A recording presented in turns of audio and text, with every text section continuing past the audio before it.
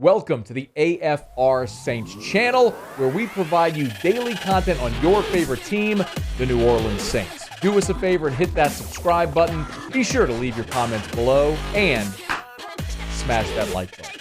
Who dat? When the NFL schedule came out, we went through, I think everybody does this, right? It's what everybody in media does when the schedule is released. You go game by game and you make your picks. So we did that when the NFL schedule was released a little more than a month ago, and I picked the Saints 10-7. Now, the caveat is always, I reserve the right to change my mind based on things that happen. Clearly, if you were making a prediction on Tampa Bay, had Tom Brady stayed retired, your perception of Tampa Bay is going to be drastically different. If you're trying to make a projection on the Cleveland Browns, Deshaun Watson's status is the determining factor on how you're going to pick them to do this year. So you always reserve the right to change your mind based on other variables that may pop up at some point along the way, but I picked the Saints 10-7, and I think they are a playoff team. Adam Rank of the NFL Network did a prediction of all 32 teams, went game by game and did his prediction for all 32 teams. And he picked the Saints 8-9 and went game by game. There's a couple spots where I disagree, like a home loss to the Raiders. You can go check it out if you want to. But this was sort of the explanation at the end of why he landed where he did. We're going to go loss against the Philadelphia Eagles before they close out with a win over the Carolina Panthers to finish 8-9. Here's the best case scenario. Jameis Winston develops and this team doesn't miss a single beat. But the worst case scenario for me is the one that I talked about right up here off the top. Sean Payton, very good at his job. There's a thing about, hey, listen, the system hasn't changed, but you know what? When you change the coach like that in a very tough division, even though they defeated the Tampa Bay Buccaneers and have that mastery of it, I don't see the New Orleans Saints getting into the playoffs. Okay, so he has the Saints at 8-9 and essentially says, look at Sean Payton. And earlier in the clip, he mentions 2012, where the Saints had everything aligned.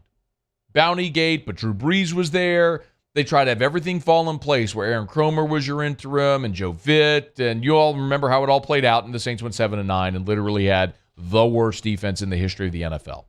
But even with no Sean Payton, the offense was still very, very good that year with Carmichael calling the plays. It was just, you had an awful defense with Steve Spagnuolo. It lasted 1 year. He was fired. Now, it is worth mentioning that Las Vegas has also set the Saints total at 8. So Adam Rank from the NFL Network is right on the number that Las Vegas has set. So the odds makers have the Saints at 8. And perhaps a big reason why the odds makers have put the Saints at 8 is the Sean Payton factor. And I am not discrediting that. Like, I look at this Saints season and I think a healthy Jameis Winston with Michael Thomas and Jarvis Landry and Chris Olave and Alvin Kamara and a healthy offensive line, they are immediately and exponentially better than they were this year. Even if the Saints aren't a top 5 offense in the NFL, I guarantee you they will not be literally dead last in passing offense. And I still think the defense is going to be very, very good. They will be a top 10, potentially top 5 defense as well. The real question is, how much does it hurt losing Sean Payton? And so I kind of dug into this a little bit. Mark Ingram, after minicamp, Mark Ingram did an interview with the team's website, NewOrleansSaints.com. And this is what he said about Dennis Allen.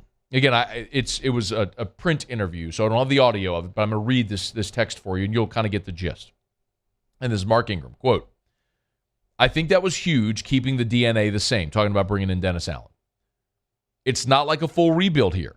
I think you have a team that can make a lot of noise and make a run. Obviously, we have to improve and get better and gel as a unit, but I think keeping the DNA of the team, the culture of the team the same, I think that's huge, and I think we'll all benefit from it." He talks about how Dennis Allen and Sean Payton are different, but Dennis Allen's done a good job of earning trust and all that stuff.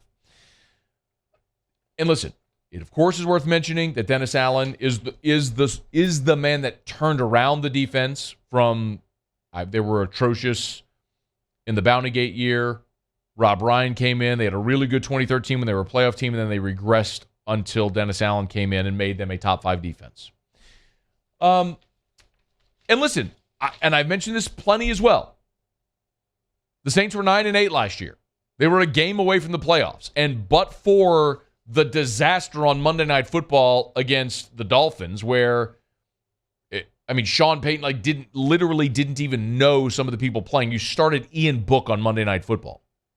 And then there's the self-inflicted wounds of letting the game get away against the Giants. But even with all of the injuries, the way it went out, playing 4 different quarterbacks, you were still a game away from the playoffs. My big question, though, that I was like, we see often in college football promoting from within. That is fairly common, where you will see coordinators promoted from within. A head coach leaves, a coordinator's promoted from within. It's very common in college football. It's not as common, obviously, in the NFL, because it's rare that you have a situation in the NFL where a really good head coach leaves. It is literally only the situation that we just saw with Sean Payton. If you're a successful head coach, you don't leave for another NFL head coaching job because there's only 32, and in theory, they're all equal. You don't leave one NFL head coaching job for another. There are scenarios where you see head coaches traded, like when Oakland sent John Gruden to Tampa, but you don't see a coach, quote, leave for a better job. You don't leave Philly for Dallas. Well, that would be that'd be awful for Philly anyway. But anyway, so I started looking at sort of recent and high-profile examples of teams that promoted from within. And by and large, the results really aren't very good. The Cowboys promoted Jason Garrett from within. He was an assistant from 2007 to 2010, and then they named him head coach in 2011. He was the head coach from 11 to 19, and he went to the playoffs 3 times in that span, and he was 2-3 in the playoffs. And then, of course, was let go. Raheem Morris was promoted from within with the Tampa Bay Buccaneers. He was an assistant coach there in 2007 and 2008. They promoted him from within to become the head coach in 2009. He was there in 9, 10, and 11. And they were 17 and 31. The most successful example that I could find, and again, I'm not going to tell you that I looked at every single NFL head coaching change ever to see who hired from within. I looked at sort of recent and high-profile examples. The most successful one that I could find was the 49ers with George Seifert. Bill Walsh had won 3 Super Bowls during his time in San Francisco in the 80s, and Seifert was an assistant there from 80 to 88. He was the defensive coordinator, by the way. Sound familiar? George Seifert was your defensive coordinator on an offensive-minded 49ers team, obviously with Bill Walsh, West Coast offense, all that sort of stuff. Walsh retires. Seifert becomes the head coach from 89 to 96 and wins 2 more Super Bowls.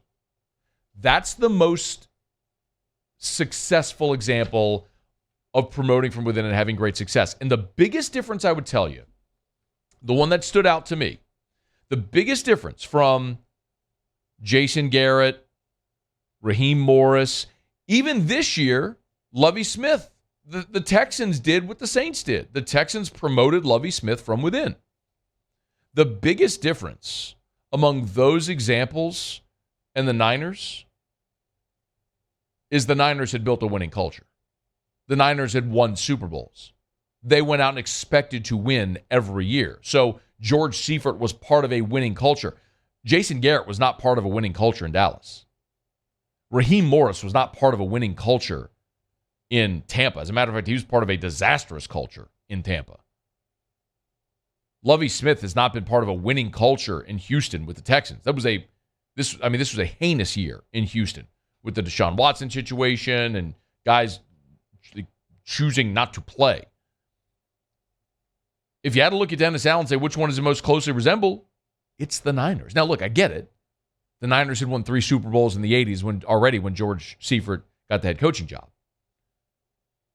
But the Saints, under Sean Payton, and certainly in the last half decade with Payton and Dennis Allen, have been right there behind Kansas City as the winningest team in the NFL in that stretch. Now, they haven't had the postseason success. I get it. And part of the Saints' legacy, this era of Saints football, is going to be defined by heartbreaking postseason exits. That's undeniable. We don't need to go down that road, but you know them all. But it does stand to reason that what Mark Ingram talked about, the DNA being there, the culture being there, matters. Because you don't often see it. You don't often see this. Successful head coaches in the NFL don't just walk away. And at times when you have seen successful coaches leave, like Bill Cowher leaving Pittsburgh, they didn't promote from within. They hired Mike Tomlin. Now, he's gone and been incredible. He's a Hall of Famer. But they didn't promote from within. So it's rare that you have an example of a successful franchise, the successful head coach stepping aside, promoting from within, and carrying on that success. If Dennis Allen can be essentially what George Seifert was to the 49ers, I think you have potentially a decade-long run of great success in New Orleans under Dennis Allen, which I would love to see that parallel play out there. Hey, thanks so much for watching. Please leave your comments. I love to interact. And be sure to hit the red subscribe button below.